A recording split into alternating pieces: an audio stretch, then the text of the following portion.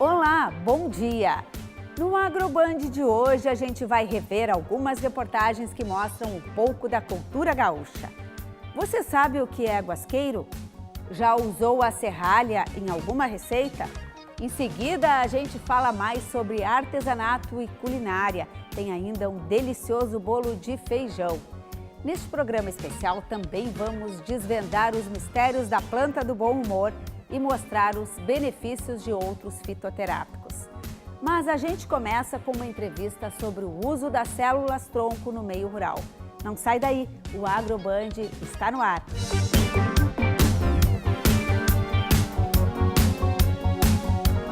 Vamos conversar com a doutora em imunologia e diretora científica da Selvet sobre o uso de células-tronco em animais, Nancy Nardi.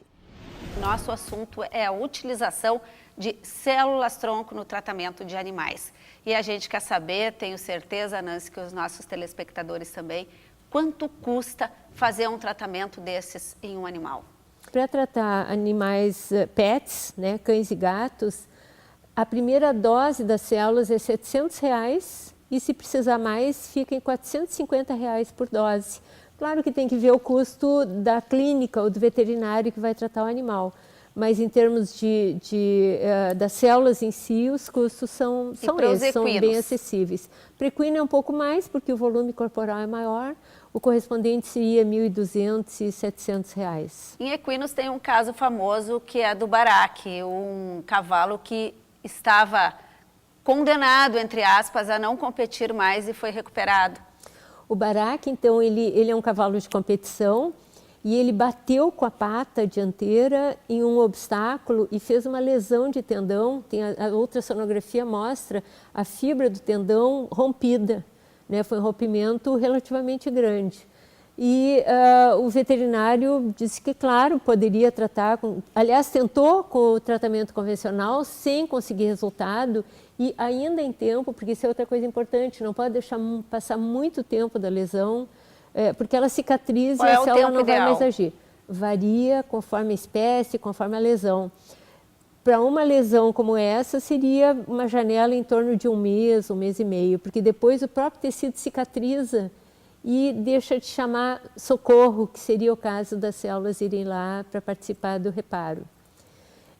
Nesse caso, a ultrassonografia mostrou que uma injeção de células-tronco devolveu a função perfeita para o tecido, e essa é a maior vantagem, porque como é uma arma que o próprio organismo tem para reparo de seus tecidos, quando tem uma lesão que o organismo não está conseguindo reparar, nós então coletamos as células, concentramos e jogamos em maior número na lesão e as células realizam aquela função para a qual a natureza criou as células.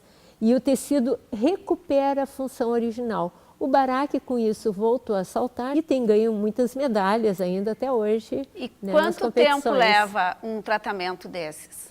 Vai variar novamente, né? Para um caso como esse de uma lesão aguda, assim, ó, literalmente de um dia para o outro se nota melhora na disposição do paciente, que a célula dá um efeito analgésico que melhora a disposição. A lesão em si pode demorar 2, 3 semanas, ou um mês, ou até mais, para recuperar a constituição original daquele tecido. Se não tem risco de rejeição, tem risco de desenvolver alguma outra doença, o animal que utilizar a célula-tronco? Não tem risco nenhum, a não ser em alguma dessas duas situações, justamente porque são células do próprio organismo que vão responder a sinais do organismo. Então, elas não vão formar um novo tumor, não vão desenvolver em um tecido que não seja aquele necessário para o reparo, quer dizer, totalmente seguro.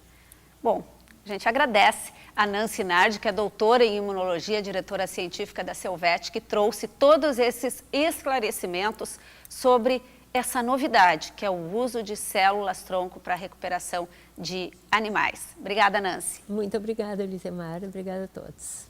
Hoje, no AgroBand, apresentamos duas receitas bem diferentes. Uma com um ingrediente inusitado e outra revisitando o uso do feijão. Começamos pela oficina de serralha que eu acompanhei na Expo Inter. passa de grão de bico com serralha.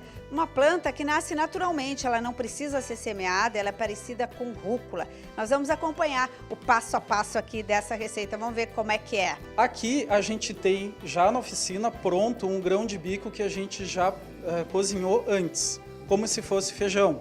A gente pode cozinhar ele por um tempo um pouco maior, em torno de 30 minutos, 40 minutos, sem ser na pressão, né? Ou então na pressão a gente pode cozinhar ali 20, 25 até 30 minutos, porque ele é bem fibroso, né? Ele é bem duro, como feijão, como qualquer leguminosa. A gente vai pegar um pouquinho de água fervendo e vai aferventar ela, ou seja, a gente vai molhar ela só um pouquinho em água fervente, tá? Que é para dar uma quebrada na fibra dela, tornar ela mais fácil, tanto para a digestão quanto para o preparo. Então é só colocar ela na água fervendo e já está pronto. A gente vai colocando aqui agora dentro do liquidificador, que a gente vai transformar tudo numa pasta. Eu estou colocando aqui em torno de um copo, meio copo, em torno disso, tá? Agora a gente vai misturando os outros ingredientes até formar a consistência que a gente quer. O que a gente vai fazer agora? A gente vai dar uma temperada nele, tá? A gente pode temperar colocando um pouquinho de azeite de oliva, tá? Só para dar um sabor, né? Mas fica a critério de cada um. E vou botar só um pouquinho de sal. Tá aqui, gente, uma receita extremamente simples, uma receita extremamente saborosa e extremamente saudável. E agora vamos aprender a fazer bolo de feijão. 2 xícaras de feijão cozido foram para o liquidificador para virar a estrela desse bolo. Sim, bolo. Quer aprender? Anota aí. 4 ovos, 2 xícaras de chá de farinha de trigo, pode ser uma xícara de farinha de trigo e uma de farinha de rosca também. O feijão, no caso, que é o ingrediente principal, que é uma xícara de chá de feijão junto com o cozimento, né, com a água do cozimento, mais 1 colher de sopa de óleo, 1 xícara de chá de açúcar, 1 colher de sopa de fermento.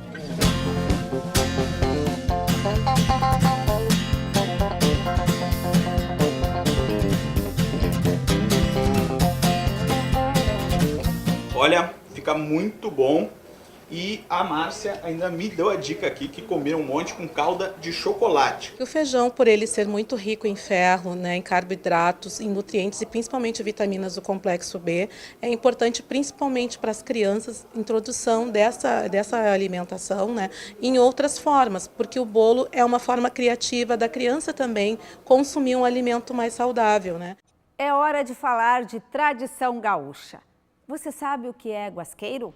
Guasqueiro é o artesanato típico com couro cru aqui do Rio Grande do Sul. E o Paulo, que é o oficineiro, vai começar mostrando a gente agora, Paulo, por favor, como é que faz a retirada do tento. Olha só, ele está tirando então uma tira do couro que parece uma linha. E a gente vai usar aqui nesse trabalho que a gente vai fazer. Agora, Paulo, vem para cá, para o meu lado, eu vou sentar aqui do lado do local de trabalho do Paulo para acompanhar. Será que eu consigo aprender? Me ensina um pouquinho aí, Paulo, como é que é? Aqui nós estamos fazendo um porta-cuia, que é uma peça utilizada nas estâncias para a pessoa guardar o seu mate. E aqui nós estamos confeccionando um porta-cuia. E aqui agora tu vai poder fazer o porta-cuia. Vamos lá? Vamos lá, eu vou tentar fazer então. Vamos lá, Paulo. Vamos ver, eu vou pegar o microfone para vocês poderem entender. Eu estou tentando passar o tento aqui e não deu muito certo. Vamos lá, não aqui, passou ó. No lugar certo. Vamos lá. Ali, ó. Aí. Paulo, isso aqui mais parece um bordado em ponto cruz. Dá para comparar? Sim, ele pode ser comparado, só que o bordado ele é feito com linha e no caso nós aqui eu tento. O bordado é feito com agulha, nós aqui é o cravador. Então isso aqui é bem artesanal, é um resgate da nossa cultura gaúcha, porque o artesanato em couro, além de ser uma formação profissional, também é um resgate da nossa cultura gaúcha. E é um trabalho com uma boa remuneração, porque tem pouca gente fazendo isso hoje. Tem pessoas que se sustentam basicamente do artesanato em couro e outros utilizam para agregar a sua renda na propriedade. Tem que curtir antes, como é que faz? Não, isso aqui é tudo feito de couro cru. Bom, agora eu vou mostrar para vocês aqui uma peça pronta que é o porta-cuia que o Paulo está fazendo aqui. O desenho que ele está fazendo é mais ou menos esse que tem nessa peça. Mas Paulo, por aqui, também fez muito sucesso esse pequeno livretinho aqui, que é o glossário guasqueiro.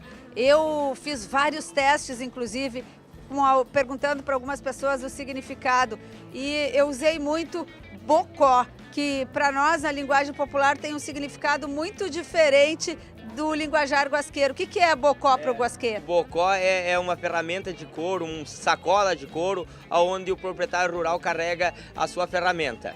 Depois de desvendar o artesanato em couro cru, daqui a pouco vamos conhecer a planta do bom humor e também o uso de outros fitoterápicos. Já voltamos.